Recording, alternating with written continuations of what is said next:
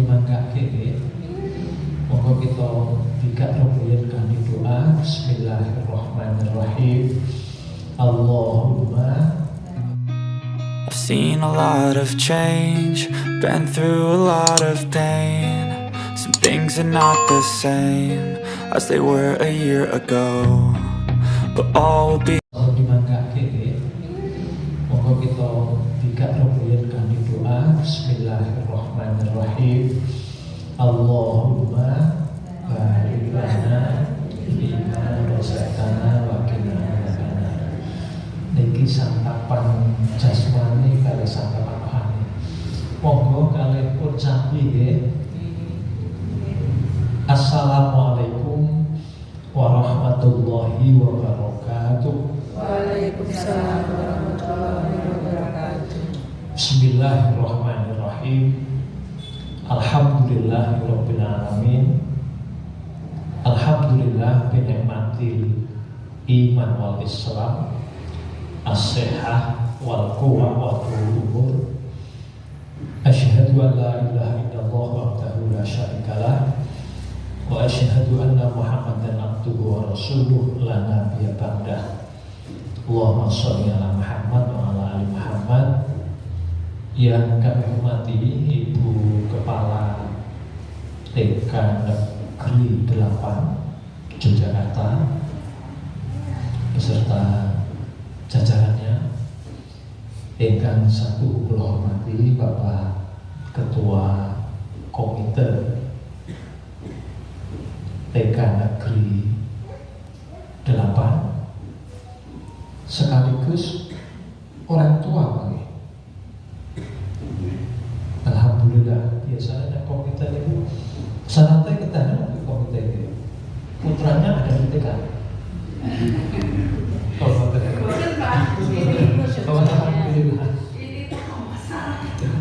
Alhamdulillah. Ibu-ibu, bapak-bapak, ingkang satu kula hormati. Yang pertama, saya ngaturaken agunging panuwun sudah diberi kesempatan silaturahmi dengan ibu-ibu muda ya, karena putra putrinya masih TK kecuali yang simbah ya. Kalau sampun ditaarufkan, diperkenalkan, saya Misbahrudin. Pangapunten kalau keseharian kula wonten menawi riyen namine Depak sakmenika kemenang di provinsi ugi alhamdulillah nyarengi rencang-rencang badan amil zakat kalau disebutaken Basnas. Sampun nanti mireng Bapak Ibu Basnas.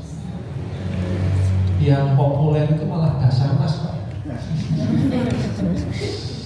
Nggih. Salawat dan salam mudah-mudahan senantiasa tercurah pada junjungan kita Nabi Muhammad sallallahu alaihi wasallam. Bapak Ibu rahimakumullah, di masa emas itu adalah salah satunya ketika anak-anak kita itu duduk di bangku sekolah, mulai dari tingkat menaik PAUD menikah tumut TK itu ke PAUD ya, penggulungannya ya. Kalau jenjang pendidikan itu kan ada PAUD, wonten dasar, wonten menengah. Nah TK itu masuk kategori PAUD. Menawi dasar menika SD utawi MI kalih SMP utawi MTS Madrasah Sanawiyah. Menawi menengah itu SMA, SMK utawi aliyah. Bapak Ibu, kita bisa merasakan betapa anak-anak kita itu teramat sangat jauh dengan masa kecil orang tua, termasuk saya nih. Ada pepatah mengatakan setiap orang itu ada zamannya dan setiap zaman itu ada orangnya. Kalau Wansuli, setiap zaman itu ada orangnya, kemudian setiap orang itu ada zamannya. Konon kabarnya, sebagai orang tua yang saat ini mengasuh anak-anak walau usia PAUD, usia dasar, usia menengah, itu jauh berbeda dengan masa-masa kira-kira pinter Pak, ya 10-20 tahun yang lalu. Saya melihat, merasakan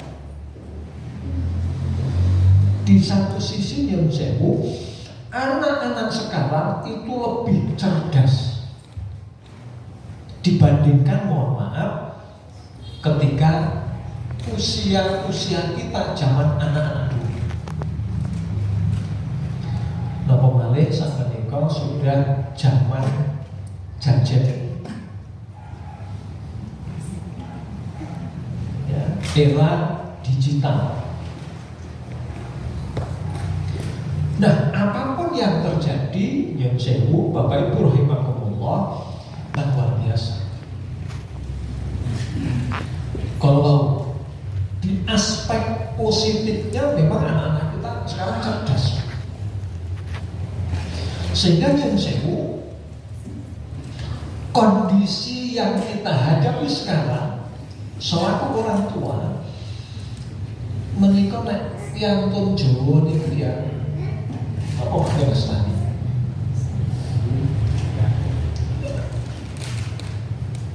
Kalau kemudian mohon maaf, kita dihadapkan kepada keseharian anak-anak kita yang asik dengan dunia gadgetnya, kalau mau, yang memang ini fakta. Pangapunten, kebengkar di kalau belum ada COVID, itu kan sekolah kan dilarang membawa HP, ya. Anak-anak kita kan dilarang. Tapi kemudian ketika ada COVID, justru kemudian sekolah memerintahkan anak minimal untuk sergap nyimak HP. Dan fakta ini yang saya nggak bisa kita pungkiri. Kalau kata kuncinya, setiap zaman itu ada orangnya dan setiap orang itu ada zamannya. Maka Islam mengajar. Maka itulah kemudian yang diajarkan oleh Islam.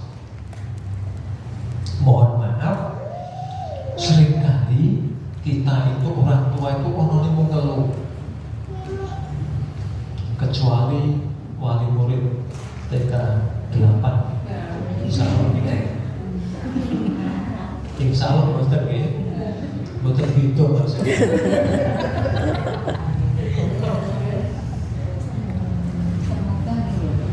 Semoga betul gitu mas. Mohon maaf, saya anak kebetulan sudah selesai kuliah. Saya tidak banyak merasakan seperti yang ibu dan bapak rasakan saat ini, karena usia anak saya pada waktu itu belum sehebat masa sekarang. Maka yang terjadi, Bapak Ibu rahimakumullah, ajaran Islam mengatakan yang bisa kita lakukan selaku orang tua itu adalah ikhtiar dan doa. Yang kedua, kata kuncinya kalau dalam bahasa psikologi itu senantiasa mengedepankan positive thinking, bukan sebaliknya negative thinking. yang selalu muncul dalam benak kita itu adalah husnudzon, prasangka baik, bukan suudzon. Karena apapun pergerakan kita selaku orang tua itu menjadi doa bagi anak kita, termasuk di dalamnya adalah batin kita. Makanya dulu kata si dulu, ketika anak rewel itu ada hubungannya dengan kondisi psikologis orang tuanya. Nah, bahasa yang cetok itu nyetrum bahasanya. Di satu sisi Bapak Ibu rahimakumullah, anak dalam bahasa Al-Quran itu amanah. Karena amanah, maka kemudian sangat tergantung piye gula wentah yang punya amanah. Kanjeng Nabi dawuh wonten 3 perkawis yang menjadi tabungan akhirat kita. Idza mata ibnu Adam inqata'a amaluhu illa min salasin. Ketika anak Adam sudah almarhumah, maka 3 perkara yang kita lakukan di dunia yang kemudian pahalanya akan terus mengalir kepada kita. Salah satunya adalah awwalatin sholih atau sholihah yang berulah.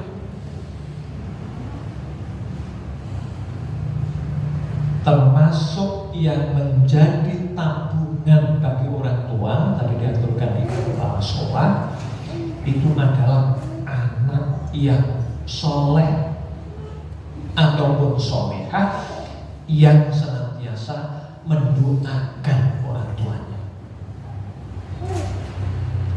Dalam bahasa Jawa, anak itu kudu iso mikul dhuwur mendem. Makanya sewu, kalau sudah urusan anak, maka kita orang tua itu menjadi prioritas utama. Mohon maaf. Pengalaman saya selaku orang tua, wabil khusus pada saat anak usia emas kalau mau, seringkali kita orang tua itu hanya gara-gara ngaku-ngaku sibuk, mohon maaf. Ada contoh yang hemat kami sangat luar biasa di kantor kami satu keuangan. Kebetulan juga ibu muda, namanya Mbak Lulu. Punya putra 2, yang satu saat ini masuk SMP, yang satu masih kelas 3 SD. Mbak Lulu ini setiap jam 10 itu minta izin kepada pimpinan untuk jemput anak. Waktu awal-awal kita satu ruangan itu dong ngerasani kok kon jemput mbahne apa kon jemput bapakne gitu ya. Apalagi kon jemput nyun sewu banyak Gojek. Kemudian Mbak Lulu ini dipanggil oleh pimpinan dalam sebuah pertemuan kami yang sampai ada rapat. Kemudian Mbak Lulu cerita, Pak dan teman-teman, saya mohon maaf kalau harus meninggalkan kantor, meskipun tidak lama karena kebetulan tinggalnya di sakidulipun Pasar Telo, perempatan itu cerat rumah sakit Wirosabaya, nggak jauh. Ya kira-kira keluar dari kantor jemput anak itu ya hanya butuh kira-kira waktu waktu 1 jam. Mbak Uluk mengatakan, Pak, saya lebih memilih diberikan punishment hukuman daripada saya harus meninggalkan tugas yang sangat berat. Itu antar jemput anak. Iya. Karena yang jauh ini bagian dari ikhtiar mendekatkan orang tua dengan anak. Apalagi pangapunten masa-masa keemasan kolong. Ini Bapak Ibu rahimakumullah yang seringkali kemudian kita lupakan. Kita orang tua seringkali kemudian asik dengan dunianya, yang kemudian seringkali mengesampingkan anak kita. Tidak terkecuali contoh yang sangat sepele tadi. Mbak Lu katakan, Pak ini nggak lama, dan kita merasakan. Saya dulu ketika anak saya di SD Sukonandi, kayaknya baru kemarin ngantar, jemput, kebetulan deket ya. Waktu itu saya tinggal di komplek Balai Kota, kayaknya baru kemarin. Padahal sudah sekian lama, 6 tahun kurang kosong. Tetapi kemudian kata kuncinya adalah bagaimana orang tua itu senantiasa menjalin komunikasi dengan anak dalam konteks apapun, tidak terkecuali hal-hal yang sepele. Karena sudah malih anak sangat ditentukan oleh kemampuan manajerial orang tua dalam mendidik anak. Maka Bapak Ibu rahimakumullah, karena ini yang perdana Bu ya, sekaligus taklum, alhamdulillah Badan Amil Zakat Nasional Basnas menika lembaga pemerintah. Ada Undang-Undang Nomor 23 Tahun 2011. Basnas itu adalah lembaga pemerintah non struktural, dibentuk oleh pemerintah. Unsur pimpinan itu diangkat oleh wali kota. Kalau tingkat provinsi oleh provinsi, kalau tingkat pusat itu oleh presiden. Namanya ngambil, kemudian jadi Basnas. Tugas pokoknya itu adalah mengelola zakat, infak, dan sedekah, termasuk zakat dari ASN, aparatur sipil negara pemerintah kota, sampai kemudian termasuk guru-guru di TK.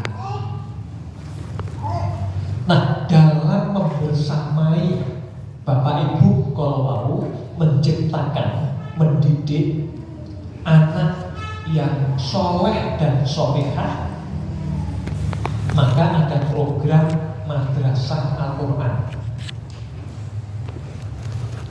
Menawi kepengker itu kita mulai di jenjang SD.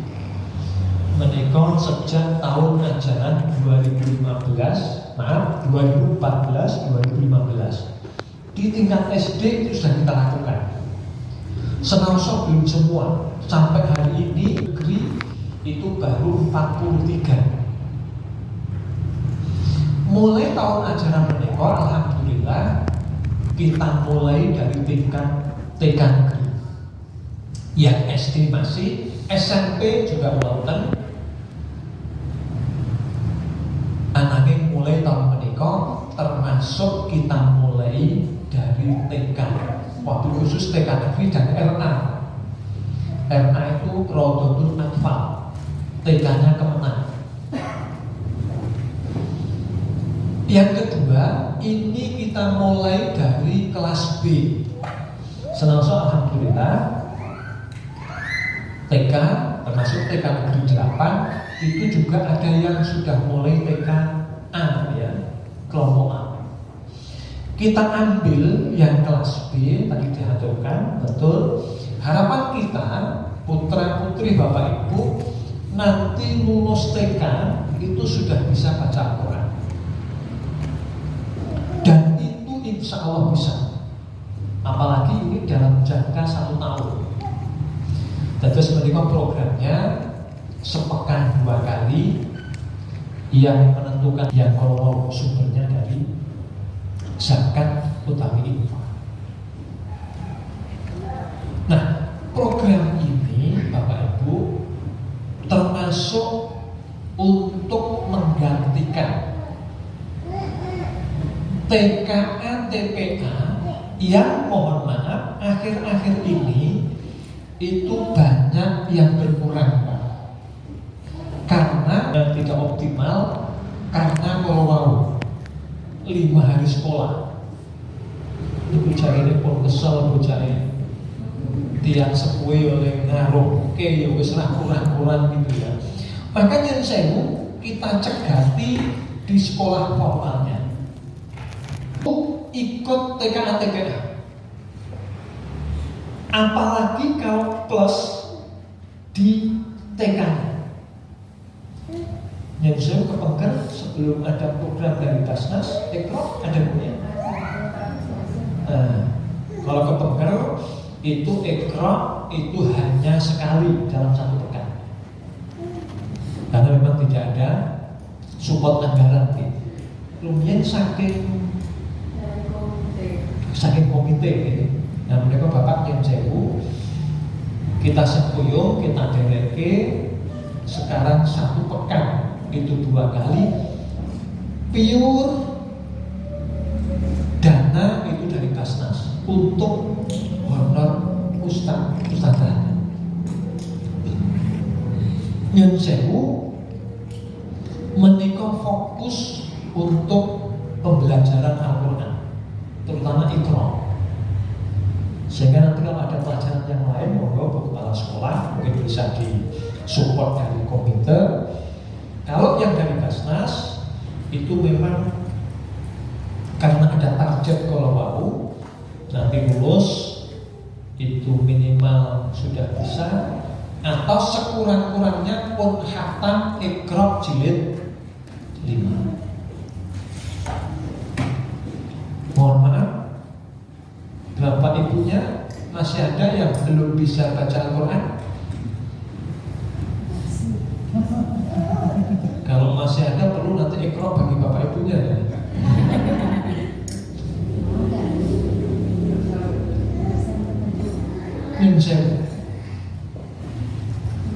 Ternyata bapak ibu sinau guru Al-Quran niku luwih gampang bangane sinau guru mati.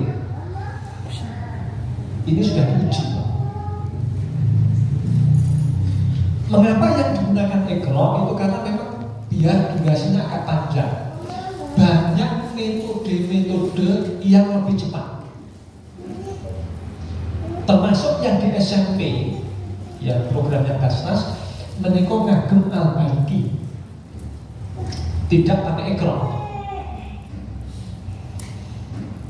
Karena huruf-huruf hijaiyah yang kemudian itu menjadi bacaan Al-Quran niku luwih bisa bukan mungkin mawon karena melihat tulisan kaya tokolan gitu ya.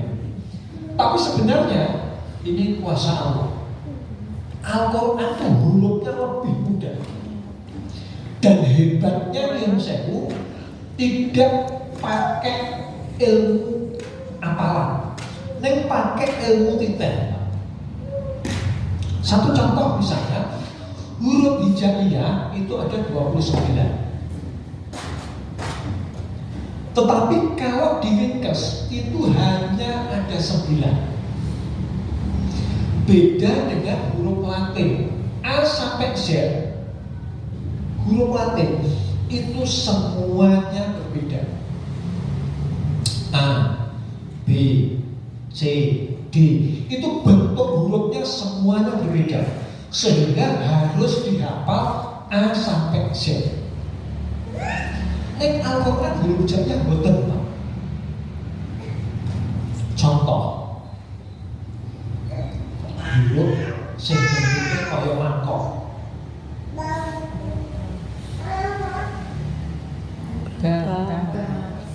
Ba, ta, sa. Apa balik? Titik satu di atas. Nah, coba bentuknya kaya mangkok menjadi 4 bahkan sampai 5 huruf. Itu hanya membedakan, itu hanya titiknya. Nah, titik siji ning ngesor ba.